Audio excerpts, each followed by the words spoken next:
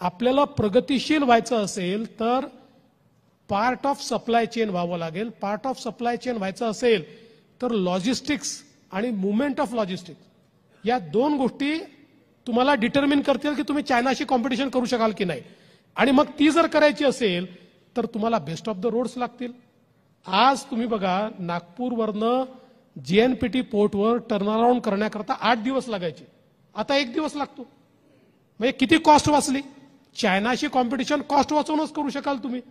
त्यामुळे हे जे काही पायाभूत सुविधांचे प्रकल्प आपण हातामध्ये घेतलेले आहेत आणि मला आनंद आहे, म्हणजे 2019ला डॉयचे बँकने एक रिपोर्ट प्रकाशित केला होता.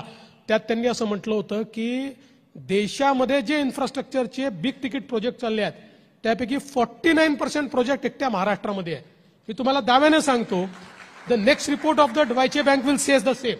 आता पुन्हा डॉयचे बँकने जर रिपोर्ट काढला तर तो रिपोर्ट हाच सांगेल की देशातले जे बिग तिकीट प्रोजेक्ट्स आहेत इन्फ्रास्ट्रक्चरचे त्यातले 50% प्रोजेक्ट एकट्या महाराष्ट्रात चालले आहेत.